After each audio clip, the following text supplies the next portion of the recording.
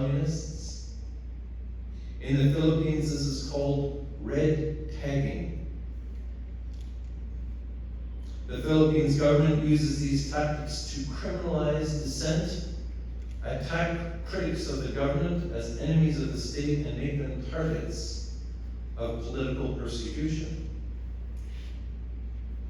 Those who physically attack red-tagged human rights defenders appear to act with impunity. Extrajudicial killings happen in broad daylight.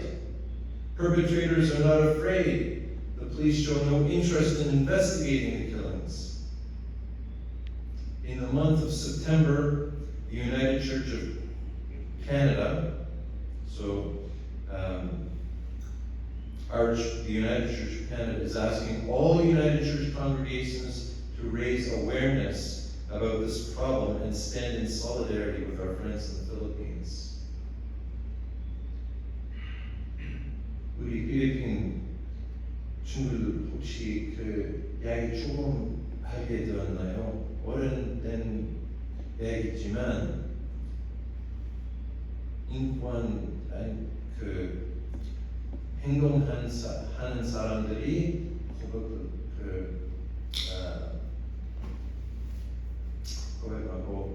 they're being persecuted. 그런 이야기 듣고 여러분들은 필리핀 사람들과 얼마나 가깝게 느끼시는지요?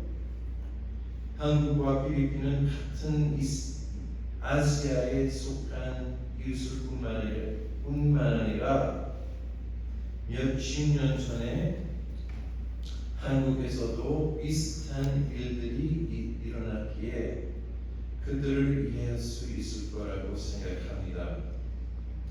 50년 전 한국에서 많은 사람들이 인권과 민주주의를 위해 열심히 일했고 그래서 비슷한 파괴를 받았죠. 그래서 우리는 지금 고통을 당하고 있는 필리핀 경제 자매를 위해서 무언가를 꼭 해야 한다는 마음이 있을 수밖에 없습니다. 문제는 마음은 있는데 할 수 있는 일을 찾기는 쉽지 않습니다.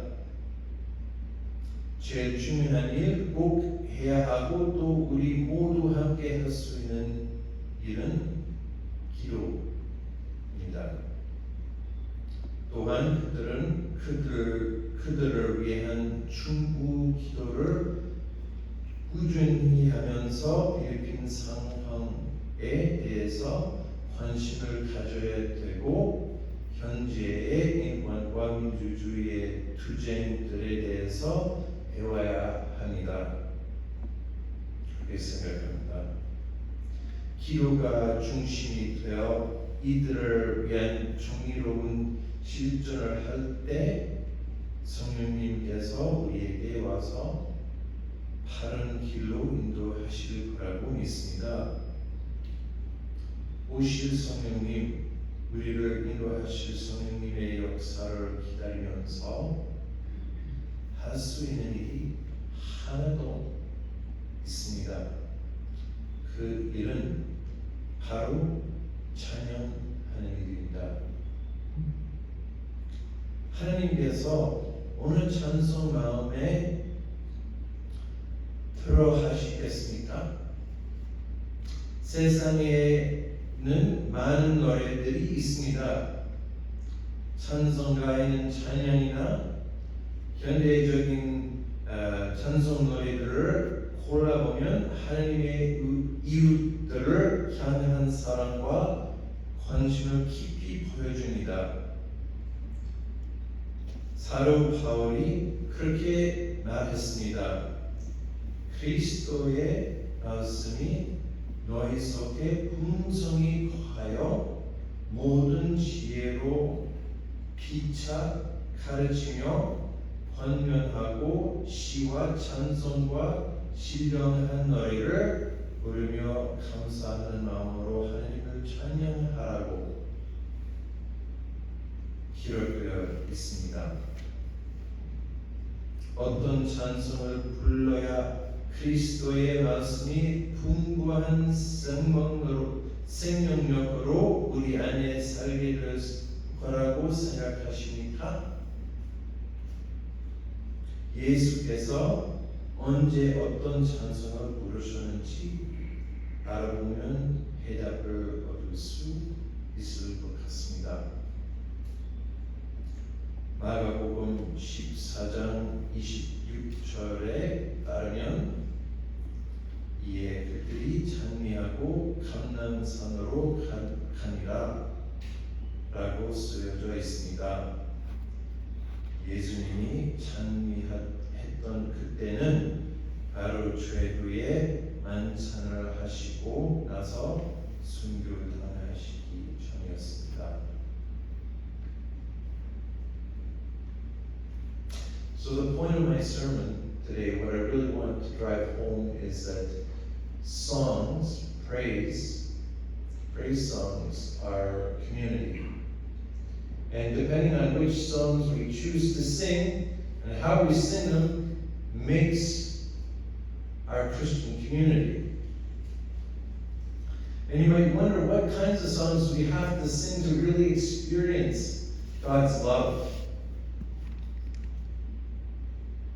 And there's a couple of things that the Bible tells us about singing songs. Paul, who wrote the scriptures, wrote some of the most powerful letters in the scriptures, says that with a happy mind, always offer songs to God, so that you can be filled with God's knowledge and peace. And the Bible also tells us what kind of songs, or more precisely, when it was, and when it was important for Jesus to sing. And the Gospel of Mark tells us that it was right after Jesus' last supper with the disciples and right before his crucifixion that we find him in the garden singing songs with his disciples.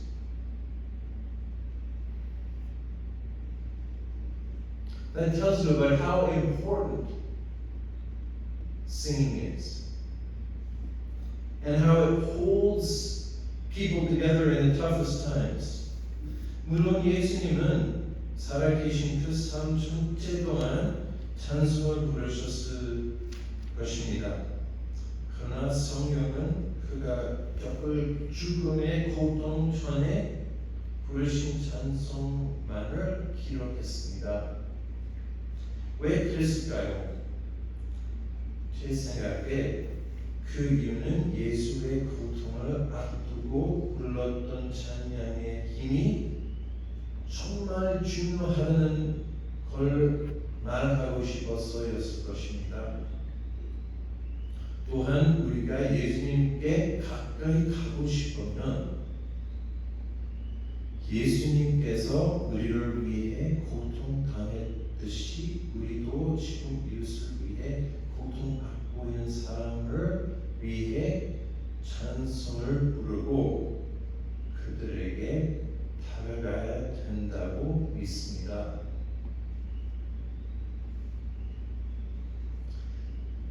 The song that we've been singing, that I've been singing, that we sang at the beginning of our service, was a song from the Philippines. A song with a folk melody.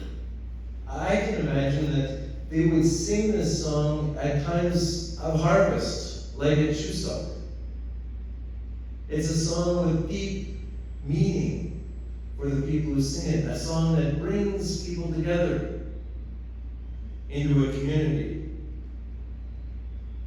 And when we sing it, we can imagine that we are joining our friends in the Philippines. We're remembering them. We're experiencing what they're experiencing. We're living with them what they're living.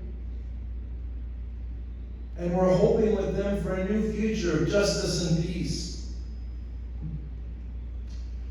Now with confidence I sing joyful praises to our God, and with upright heart I give tender care and sympathy.